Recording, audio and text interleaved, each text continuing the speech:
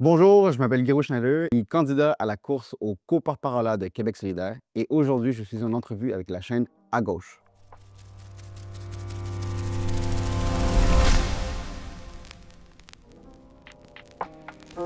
Cette entrevue se fait dans le cadre de la course au poste de co-porte-parole de Québec solidaire en 2025. Quelle est ta définition de la gauche? Je pense qu'il y a une bonne formule d'un certain pays qui l'a bien encapsulé. C'est les questions de la liberté, donc la liberté individuelle, mais la liberté collective. La question de la fraternité, donc ça veut dire d'assumer qu'on fait partie d'un groupe, d'une communauté. Donc, on doit s'entraider, entre autres, et la fraternité, justement. Donc, dans la mesure où on sait qu'il y a justement cette cohésion-là d'individus qui doivent fonctionner ensemble pour que la société fonctionne, cet élément-là de cohésion-là, et donc je ne vais pas dire de passivité, mais de bienveillance envers chacun, envers soi-même et envers chacun, c'est ça les grands principes. Il y a les questions après qui se rajoutent, celle de la démocratie. Donc, il faut être capable de ménager justement les conflits qu'on a internes par le débat, par des fois les conflits plus verbaux, des fois même frontaux, des fois très difficiles. Mais ça fait partie justement des principes, selon moi, de la gauche en général qui doit être intrinsèque. Après, la gauche au Québec, c'est quelque chose un peu plus difficile. Elle a une histoire beaucoup plus courte, bien entendu, par rapport à ce qui se passe de l'autre côté de l'Atlantique. Elle s'est surtout centralisée à travers une affirmation aussi de la langue française, de la culture québécoise, mais aussi à travers des luttes syndicales. Et on parle de lutte syndicale, c'est pas quelques petites élections et en demandant de la clémence, hein. Ça s'appelle des grèves, ça s'appelle du piquetage, ça s'appelle la confrontation avec les partis politiques, mais aussi avec les forces qui, pendant très longtemps, ont limité, repoussé ou ont fait tout ce qui était en sorte pour limiter tout le progrès. Donc, la gauche, en fait, à la limite au Québec, ou même au général, c'est le progrès social, le progrès économique, le progrès politique, le progrès de l'émancipation individuelle et collective. Pourquoi tu te présentes? Alors, la première des choses, c'est j'essaie d'être un candidat aussi extra-parlementaire. Donc, c'est la première des choses. Donc, c'est ne pas être nécessairement à l'Assemblée nationale. Donc, je n'ai pas l'intention nécessairement d'être député. Ce n'est pas ça l'objectif de la course. Si je suis élu comme co-porte-parole, je ne serai pas député, donc je ne vais pas à l'Assemblée nationale. Donc, ça, c'est la première des choses. Deux, il y a aussi le constat un peu plus large. Donc, il y a quand même une radicalisation des droites. Il y a un cynisme politique qui est relativement assez légitime, mais qui est ambiant. Il y a la montée de l'extrême droite et des discours justement de la droite extrême, de l'extrême droite. Il y a aussi des éléments à l'intérieur du parti, comme une centralisation de certains débats. Il y a une perte de vitalité démocratique dans QS, une perte de vitalité du membrariat de QS. Ce qui m'apporte la réponse, tout simplement, c'est qu'il faut avoir une gauche de rupture par rapport à ça. Donc, une gauche de rupture, c'est une gauche qui dit ouvertement qu'elle est féministe, antiraciste, antifasciste, décoloniale, écologiste, post-capitaliste, c'est un mot qu'il faut reprendre, et indépendantiste. Donc, l'objectif, si on veut, à travers ma course, bon, première des choses, c'est de transformer en fait QS en un parti, un mouvement en fait connecté nécessairement et vraiment ancré dans les rues, dans les luttes populaires et pas juste dans les institutions. Euh, Après, on peut parler effectivement plus largement du comment je l'entrevois le poste de co-porte-parole ou de QS, là, mais c'est pas mal les objectifs. Quel est ton programme? Trois éléments. Un, c'est de porter une voix un peu particulière et différente nécessairement de ce qu'on a entrevu ou ce qu'on a vu dans les dernières années comme co-porte-parole. Donc, c'est pas d'être co-porte-parole du parti, mais c'est d'être co-porte-parole des luttes, de la base, donc des membres et des gens qui ne sont pas membres, mais qui sont affiliés, si on veut. Donc, qui font partie, si on veut, de la constellation de la gauche, des progressistes. Donc, ça veut dire d'aller voir les groupes autant antifascistes, anticapitalistes que les groupes plus modérés comme Multitude, qui est la nouvelle chose qui se construit nécessairement, entre autres parce qu'il y a un vide d'organisation politique à gauche. Donc, il y a une multiplication, mais moi, j'essaie justement de refaire le lien à travers ça, à travers une structure politique qui est Québec solidaire. Ça, c'est la première des choses. Deux, il y a aussi la question de la démocratie interne. Je pense pour les membres, ou en tout cas, c'est un peu difficile, mais il y a eu une centralisation dans la dernière administration, si on veut. Il y a une volonté claire et nette de recentrage, de devenir plus beige, de devenir beaucoup plus alléchant, peut-être pour les médias, mais aussi d'être édulcorer certains éléments, autant du programme que dans la forme des présentations, dans une volonté purement électoraliste, donc de gagner le pouvoir et les prochaines élections. Ce qui nous a amené justement à un constat actuel où c'est pas superbe. Donc, ce que je propose nécessairement, c'est une gauche qui, au contraire, assume justement la radicalité qu'il y a à l'extérieur des QS. Donc, la situation est radicale.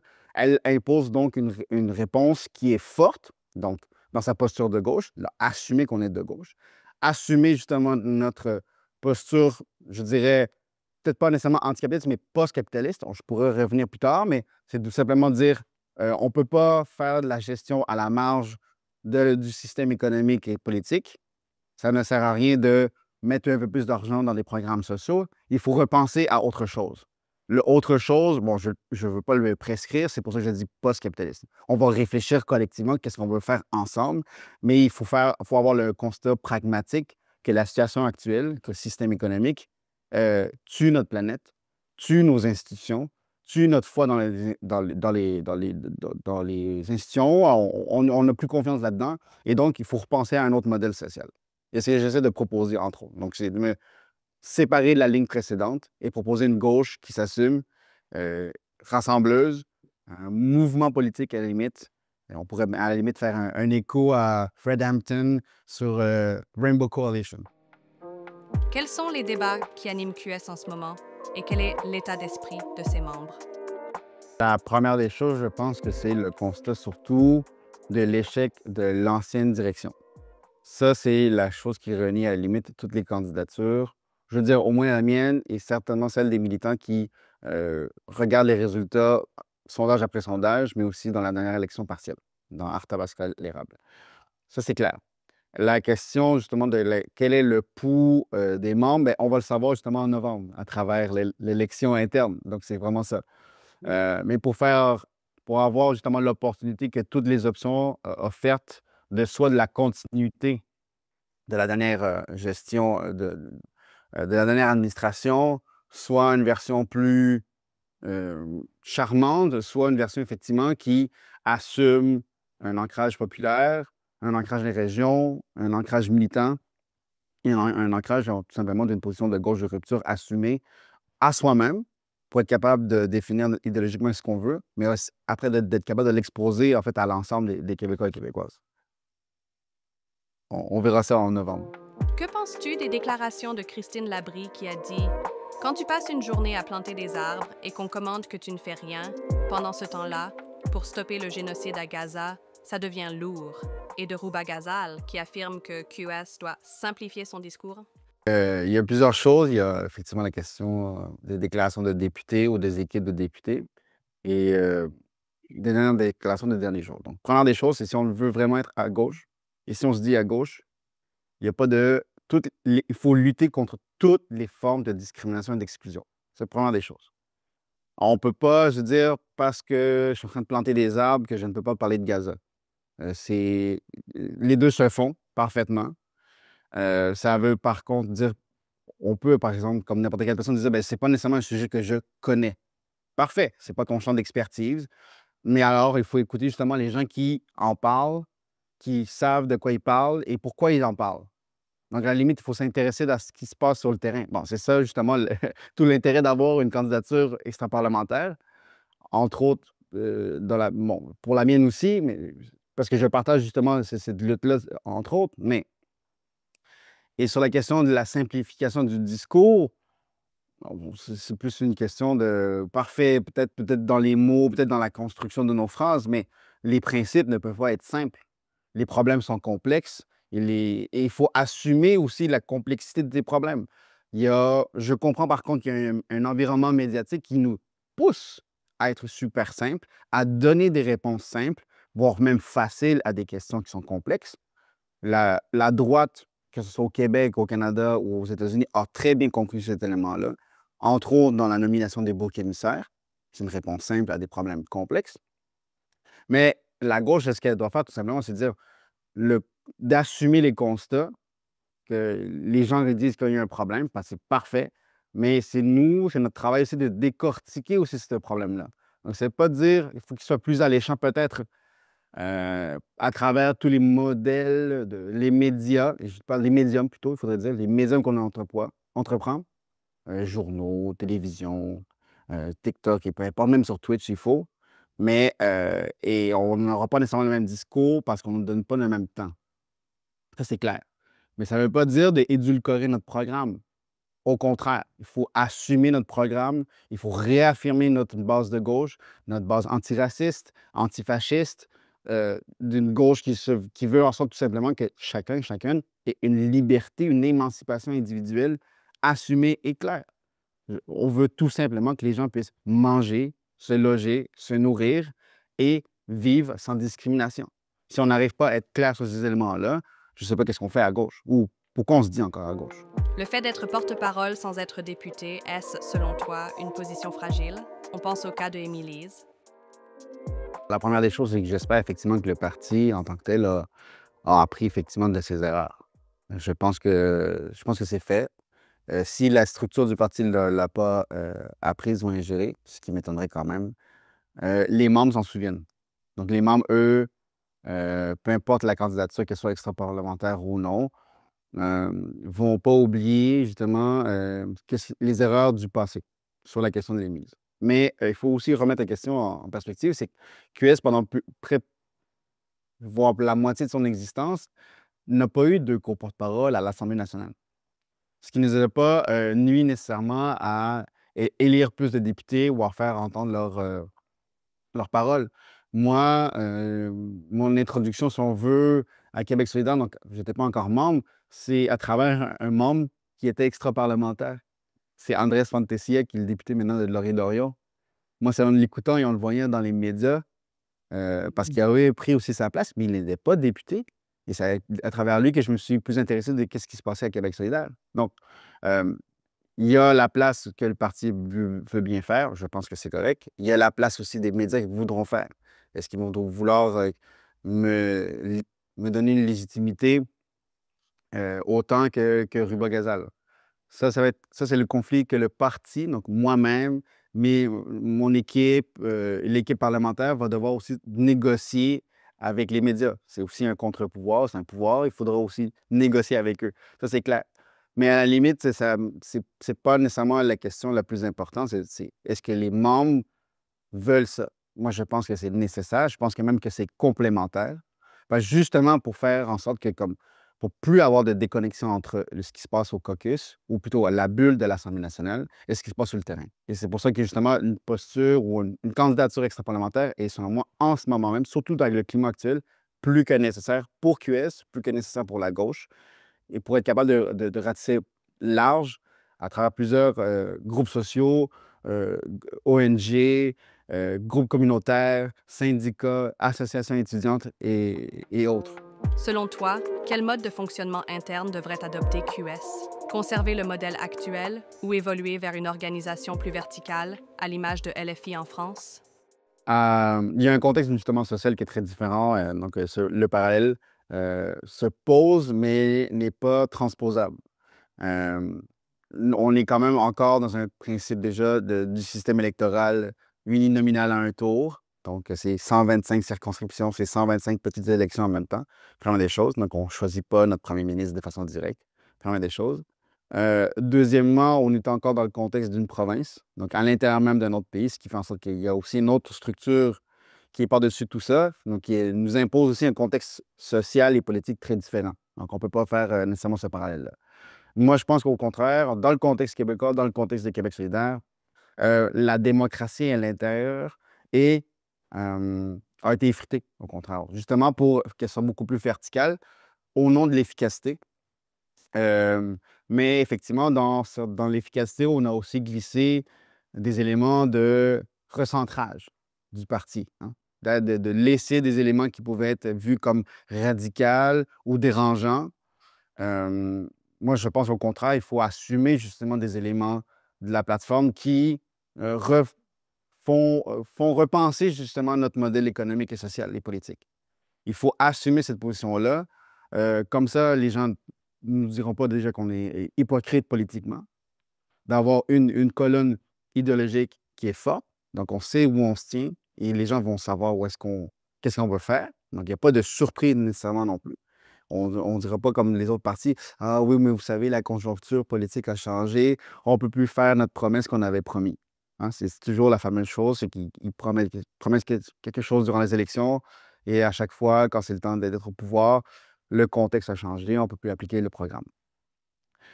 Donc, au contraire, justement, il faut un parti qui se veut de gauche et démocratique étendre justement les aspects démocratiques du parti.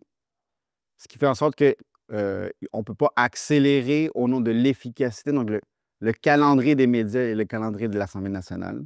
Au contraire, je pense qu'il faut prendre le temps dans des sujets qui sont complexes, justement. Et pour faire deux choses. Un, avoir une position claire comme parti. Donc, c'est bon pour les membres, c'est bon pour le caucus. Avoir une position claire et donc qu'on peut l'expliquer à l'extérieur du parti. Donc, les gens qui votent pour nous. Et si on n'a pas cette position-là claire, mais il faut avoir des débats. Donc, si on a plus d'espace de débat à l'intérieur, on peut avoir une clarté idéologique sur nos positions. Et donc, on peut en parler, et donc on peut convaincre. Et là, ça ne passera plus justement par la structure nationale du parti qui doit convaincre. Ce sera les militants eux-mêmes qui vont le faire au jour le jour.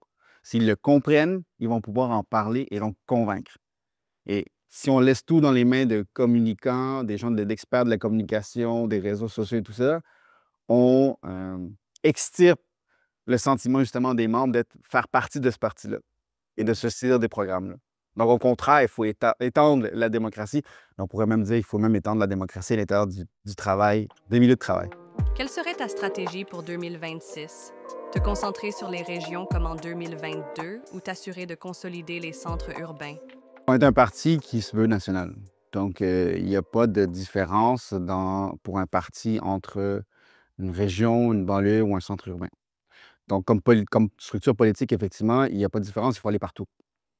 Par contre, la question des efforts sont différents nécessairement où est-ce est notre base naturelle, on va dire ça, entre guillemets. En ce moment, effectivement, elle est autour des grands centres urbains. C'est clair, je pense qu'il n'y a personne qui le nie, que ce soit nos ennemis ou à l'intérieur même. La question, par contre, c'est qu'il faut assumer, par contre, que le travail va être double en région. On a du travail à faire, ça, c'est clair. À la limite, ce ne sera pas nécessairement pour 2026 qu'on va nécessairement regagner des régions ou même les défenses qu'on a déjà acquis à l'extérieur. Mais c'est ça aussi le rôle d'un parti politique, hein. C'est de construire intellectuellement la prochaine vague politique. Et je ne parle pas nécessairement dans la prochaine vague du calendrier politique. Ça dépend des mouvements sociaux et ça, on ne le sait pas. On ne peut pas le prévoir. Donc, le travail d'un Québec solidaire, d'un travail d'un parti de gauche, c'est de construire et de donner des outils argumentaires, des outils intellectuels et de formation. Donc, déjà, c'est de rallier tous les petits groupes de coalition parce qu'il y a plein de petits groupes à l'intérieur au Québec, en dehors des grands centres urbains, qui sont progressistes, qui sont pour l'environnement, qui sont pour la protection, je ne sais pas moi, la cohabitation avec l'environnement ou faire en sorte qu'on protège effectivement nos éoliennes, non, tu comprends parfaitement, c'est que les grands... La gauche n'est pas seulement à Montréal ou à Québec. La gauche est un peu partout. Et c'est clair que par la force des choses, il y a plus de gens à Montréal, donc il y aura plus de contacts possibles de faire là. Faisons plein d'électeurs là-bas, faisons plein de dons à Montréal s'il le faut, ou à Sherbrooke, ou à Québec. Parfait. Mais on n'abandonnera jamais effectivement les régions à cause de ça. Au contraire, il va falloir construire des petits bastions, des petits villages gaulois de militants et militantes un peu partout en région pour peut-être pas penser pour 2026, mais 2030. Et aussi pour les autres défis que les politiques, effectivement, de droite vont nous imposer indirectement. Donc, il va falloir créer des cellules, si on veut, de résistance, de création et de commun un peu partout au Québec. Quel type de porte-parole seras-tu? Si l'on prend l'exemple d'Amir Kadir, qui était très présent sur le terrain auprès de toutes les communautés et dans les manifestations. Moi, j'ai connu Gabriel Nadeau-Dubois. Je l'ai connu à travers l'élite étudiante de 2012. On allait en même temps au même cégep. On s'est croisés effectivement quelques fois en marche et en manif, et tout, effectivement. Nos chemins, effectivement, nous se sont séparés. On a pris des directions différentes. Il est finalement rentré à l'Assemblée nationale. Moi, je me cherchais encore un peu politiquement, plus professionnellement, qu'est-ce que j'allais faire. Euh, j'ai travaillé par contre en politique, effectivement au municipal, j'ai travaillé aussi à la FTQ et tout ça, en solidarité internationale, et finalement même en relations publiques et en relations gouvernementales. La chose qu'il doit faire, effectivement, ou ce que j'essaie de faire, c'est de reconnecter effectivement le parti à sa base. Ce qui veut dire pas nécessairement d'abandonner ce qui se passe à l'Assemblée nationale. Ça reste un lieu de pouvoir, ça laisse un lieu important, un lieu médiatique. Donc, c'est clair qu'on doit avoir une présence qui est là, une parole qui est forte, pour au moins, à la limite, faire en sorte que dans l'entendement des gens, les positions de gauche soient, un, existantes, de deux. Et de deux, pour ramener effectivement ce qu'on appelle la fameuse fenêtre d'Overton, donc le champ des idées, et qu'il faut l'ouvrir. Il faut l'ouvrir vers la gauche, effectivement, pour faire en sorte que les gens, à un moment donné, à force de répéter effectivement des éléments, à force de faire en sorte qu'on ait une stabilité, une structure idéologique constante, que ces idées-là puissent passer à travers la membrane médiatique et donc puissent rentrer à travers dans l'esprit des gens. Ça, c'est de un. Effectivement, on ne peut pas juste rester à l'Assemblée nationale. Il faut être sur le terrain tout le temps. Donc, quand ça veut dire aller dans des concerts, les petites conférences, des assemblées de cuisine, des podcasts, parce que là, maintenant, on a aussi d'autres médiums, tu sais, aller ouvrir une chaîne Twitch. Moi, ça m'intéresse. Tu sais, je m'inspire sur ces éléments-là quand même beaucoup plus sur la stratégie de ce que avait dit Chantal Mouffe ou après ce que la France insoumise a fait, c'est utilisons tous les médias qui sont disponibles et à la limite construisons notre propre élément de médiatique. Pas tant pour dire faire notre propre propagande, ça ne m'intéresse pas, on n'est pas l'URSS non plus, là. Mais c'est tout simplement, c'est qu'effectivement, on peut prendre des fois le temps long pour expliquer des éléments. Donc, les émissions ne sont plus de ce genre-là. On fait des entrevues de 5 minutes. Mais prenons le temps à travers nous-mêmes, à travers nos militants, à travers des chaînes, des podcasts qui durent 1 heure et demie, 2 heures, ou comme la tienne, que tu fais de l'entrevue, et de pouvoir justement étendre nos propositions-là. Donc, faisons nous-mêmes notre diffusion des idées, soyons dans les concerts, soyons en région, allons voir même l'Assemblée de cuisine qui, dans la mesure où, même s'ils sont 5 personnes, c'est pas grave. Ça sera 5 personnes de plus qui vont, à la limite, être ouverts à nos propositions, aux idées de gauche, à une idée de gauche de rupture. Je l'espère bien. Es-tu pour une union avec le Parti québécois? Il est assez particulier, Paul C. Plamondon. Bon, déjà, je dis Paul C. Plamondon et pas le PQ.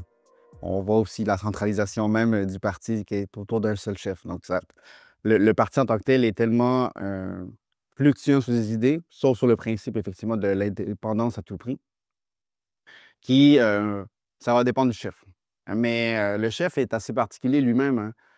Il faut se rappeler qu'il était quand même un bon ami de Mélanie Joly quand il était chez Génération d'idées, après les orphelins politiques. Pendant un bout de temps, il était pour la hausse des frais de scolarité. Euh, En fait, c'est notre nouvelle girouette nationale sur les questions des idées, là. Il s'est même découvert, à la limite, il n'y a pas moins de 10 ans, une fibre indépendantiste. Lui-même, il appelait ça un trou noir, hein, c'est la question de l'indépendance, comme sujet, comme thématique politique au Québec. Euh, Là, il a trouvé un filon, je ne sais pas si c'est électoraliste, je dirais même plus, peut-être au début. Il a trouvé, ça va avec la droite. Les éléments de droite, ça marche, hein. Être anti-woke, anti-migrant et tout ça. Sauf qu'on est dépassé l'aspect électoral. Je pense qu'à la limite, il les assume. Au moins, en tout cas, il ne s'en défend pas. Il ne dit pas que c'est un problème. Il n'a pas de problème non plus à recevoir les éloges de certains éléments de droite, Maxime Bernier, entre autres, dernièrement, ou d'avoir effectivement des militants d'extrême droite, donc qui sont affiliés à Nouvelle Alliance. Et la réponse face à ça, à PSPP, ben, c'est s'ils ne brisent pas le code d'éthique du PQ, ils peuvent continuer à militer effectivement à l'intérieur de certains bureaux locaux, ce qui est un non-sens absolument. Donc, peut-être par électoralisme au début, mais maintenant, c'est assumé. La position de droite est assumée, je dirais même droite réactionnaire. Sur le plan économique, je pense que c'est probablement un truc centriste. On ne sait pas, tout simplement, en fait, parce qu'il ne répond pas à ça. Il répond tout simplement sur 3 choses. La langue, c'est à cause des immigrants. Le français, c'est à cause des immigrants. Les logements, c'est à cause des immigrants. Puis l'indépendance, c'est à cause des immigrants. Je rappelle que le PQ n'a pas encore fait son mea culpa par rapport à 1995 et la phrase de Parizeau. Parizeau s'est expliqué, il a dit oui, vous m'avez mal compris, mais le PQ ne s'est jamais excusé. Et les communautés, effectivement, issues de l'immigration, donc allophones, francophones aussi, et, euh, et allophones, ben, s'en souviennent encore. Donc, si le prochain projet du PQ, effectivement, c'est de dire bon, on va faire l'indépendance, mais il faudra quand même leur demander, vous faire quoi? Vous voulez faire quoi et avec qui? Et en ce moment, c'est pas clair au PQ. Parce qu'ils acceptent effectivement les discours de droite, d'exclusion des personnes trans, des personnes des minorités sexuelles, issues de l'immigration. Euh, c'est pas mon indépendance, ça. Si on est pour reproduire les mêmes cochonneries que le Canada a fait dans sa création de ce pays-là, et on fait juste changer le drapeau, parce on garde à la limite les mêmes rapports de domination. Au contraire, on va exacerber. Ben non, merci. Ça ne m'intéresse pas d'avoir un projet politique raciste avec des racistes. Certains indépendantistes veulent d'abord faire l'union pour créer un pays, puis discuter ensuite de son orientation politique. Es-tu d'accord avec cette vision? Bon, première des choses, l'indépendance en justice sociale, c'est juste changer de couleur de drapeau avec la même injustice, ça c'est clair. La question, c'est tout simplement, c'est à chaque fois, c'est leur répondre, bon, pour faire quoi et avec qui? Euh, il y a, on peut pas faire l'indépendance pour tout simplement rapatrier des pouvoirs, puis merci, bonsoir, on continue comme c'était avant. L'indépendance est aussi un moment de recomposition politique. On réfléchit à ce qu'on veut faire. Donc, la question n'est jamais anodine. Vous dire, on fait l'indépendance, pourquoi faire? On ne peut pas répondre par on verra. C'est ni une position qui est claire avec soi-même, parce qu'on n'a pas de franchise sur qu'est-ce qu'on voudrait faire avec les gens. Donc, on garde une boîte de Pandore. De deux, il n'y a pas de protection non plus pour limiter la casse, effectivement, si on s'en va, si on va dire l'environnement politique serait plus à droite dans un Québec souverain. Donc, ça ne nous limite pas, effectivement, à des reculs sociaux, à des reculs politiques. Et c'est pour ça que, justement, la question ou la position des QS par rapport à ça, c'est la proposition de la constituante. Donc, déjà, on enlève justement l'élément électoraliste de la question la question de l'indépendance. On demande effectivement au peuple québécois de se poser la question de qu'est-ce que vous voulez faire ou qu'est-ce que vous voudriez qu'il y ait dans un Québec indépendant, avec bien entendu des éléments qui sont inaliénables. Donc, déjà, c'est le respect des Premières Nations.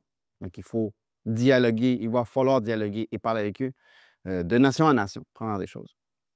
Et il va y avoir nécessairement des principes qui ne bougeront pas et ne sont pas possibles d'amender ou de retirer. Hein. On parle nécessairement des droits de l'homme, entre autres. Ce qui fait en sorte que, euh, bah, encore une fois, oui, un oui qui libère tout le monde, parfait, hein, mais une indépendance qui est inclusive ou rien.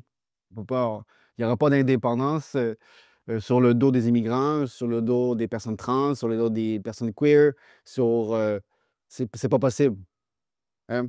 Tout simplement, si on regarde même l'histoire en 1995, ça s'est joué à quelques voix. Bien, effectivement, le camp indépendantiste ne se fera pas en excluant des gens parce que peut-être ils aiment pas ils aiment pas ça. C'est pas possible. On peut pas faire construire un nouveau pays sur des bases horribles.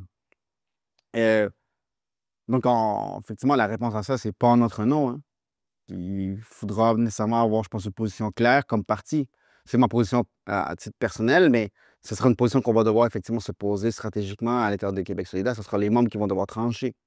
Mais on va devoir se poser la question, effectivement, si le lendemain, le PQ fait un référendum, quelle sera notre position? À voir, en fait, déjà, si le PQ va le faire. Hein. Le PQ lui-même a déjà remis en question son calendrier référendaire. Il a dit que ça va dépendre de la guerre commerciale des États-Unis. Donc déjà, pour un parti qui se dit tellement indépendantiste qui va faire leur premier mandat, eux-mêmes se remettent en question. Donc, moi, je dirais plus pour les gens du PQ, déjà, voyez que votre chef tienne ses promesses. ce qui n'est déjà pas certain. 2, faites le ménage dans votre parti et dans tous ceux qui vont appuyer votre projet. Ça ne sera pas avec des racistes et des xénophobes que ça va se faire, la construction de pays. C'est pas possible. On ne construit pas un pays, une communauté politique sur le dos des gens avec du ressentiment, de la xénophobie et du racisme. C'est impossible. En tout cas, ça sera ça sans moi, ça sera sans la communauté, plusieurs gens issus des communautés euh, immigrantes, je veux dire aussi même allophones, francophones, et je pense aussi même une bonne partie de la gauche aussi ne sera pas d'accord. Qu'est-ce qui te distingue des autres candidats? Première des choses, c'est déjà par rapport à, je veux dire, la moitié des autres candidatures, c'est le fait d'être extra-parlementaire.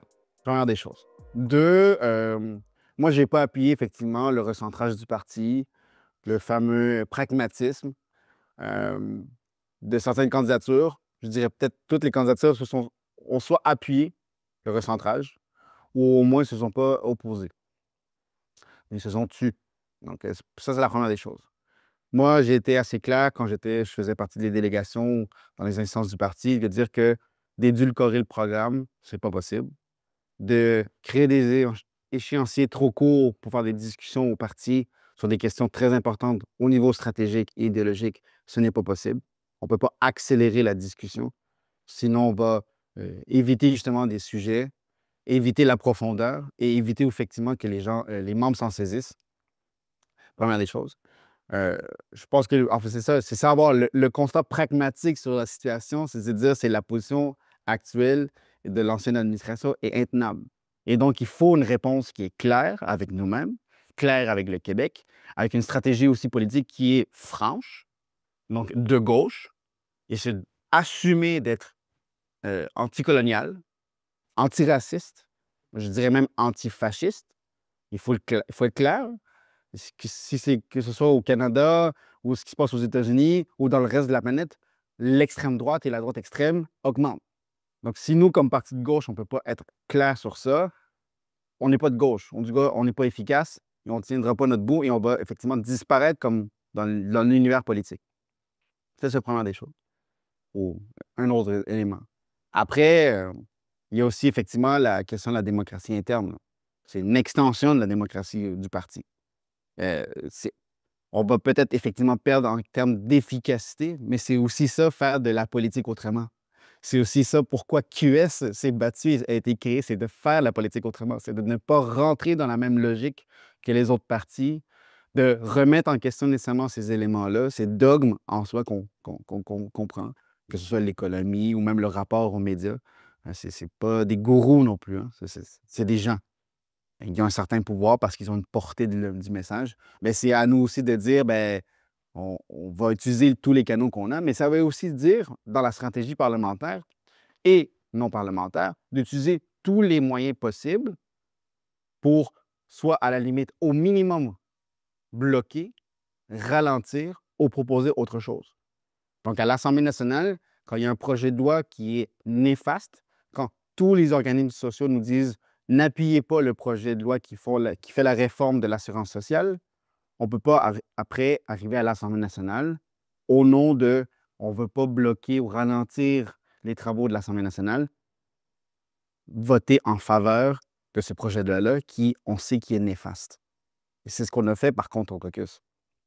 Le caucus a voté pour la réforme de l'assurance sociale, malgré le fait qu'il était délétère et que tous les groupes communautaires nous ont dit de ne pas le faire, au nom de l'efficacité de ce qui se passait à l'Assemblée nationale. Ce n'est pas possible. Si on est un parti d'opposition, la première chose, c'est de s'opposer à tout recul social et progrès social. Ça veut dire utiliser tous les moyens possibles. Si c'est de l'obstruction parlementaire qu'il faudra faire, on le fera. On doit le faire. On doit assumer le fait qu'on ne peut pas accepter des reculs sociaux sur le dos des gens, des pauvres, des retraités, des immigrants. Et en dehors de l'Assemblée nationale, bien, justement, c'est faire des grèves et pas juste réagir quand il y a un lock-out. C'est d'anticiper justement les mouvements sociaux. Ça veut dire de les accompagner. Ça veut dire aussi de devenir la référence politique institutionnelle pour tous les mouvements sociaux, tous les groupes communautaires, tous les micro-partis, micro-partis, même régionalistes ou municipales aussi, ou associations étudiantes, de dire la première référence quand on a un problème, quand il y a une menace ou un recul social, la première réponse qui doit dire je sais où est-ce que je peux aller chercher un allié à Québec solidaire. Mais pour ça, effectivement, il faut être sur le terrain. Autant comme co-porte-parole que comme les membres. Il va y avoir un travail, effectivement, qui est ardu la prochaine année pour l'élection 2026 et même après 2026. Si le parti veut bien entendu survivre et si on veut encore qu'il y ait une gauche forte et résistante et qui propose une alternative au milieu politique, social et économique. Si tu avais été co-porte-parole durant la crise Arun Boisy, comment aurais-tu réagi? Oui, effectivement, l'épisode d'Arun Boisy ou l'affaire Boisy a été effectivement un élément qui m'a grandement déçu. Je vais dire frustré au début, mais déçu. On a été plus vite, nous, comme parti, à l'abandonner qu'avant même les critiques de gens qu'on s'attend à ce qu'il y ait des critiques. Donc, on n'ira jamais convaincre Richard Martineau, François Legault, Frédéric Lacroix et les autres de l'univers de la droite extrême et de l'extrême droite. Impossible. On a tenté de ménager effectivement les attaques qu'Arun Boisy avait reçues. Parfait. Mais on a aussi nous-mêmes joué le jeu de la transformation par nos opposants politiques des propos qui étaient dits. Des propos que, aujourd'hui même, notre parti est capable de dire. Qu'on assume maintenant qu'effectivement, il y a une construction de l'autre. Donc, au moment même, on n'était pas capable de l'assumer. Et là, on est capable de le dire, effectivement, la CAQ et le PQ font la construction de l'autre. Et ils le font, effectivement, peut-être pas tous les jours à l'Assemblée nationale, mais si ce n'est pas l'Assemblée nationale, c'est partout dans le reste de la journée. Hein. Ça s'appelle dans les médias sociaux, ça s'appelle dans les articles de beaucoup côté. Et si ce n'est même pas à travers PQ, c'est à travers justement les sbires qui appuient effectivement ce parti-là.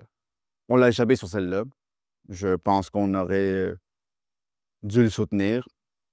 Je pense qu'on avait raison. L'histoire nous a donné raison. On le voit en ce moment même.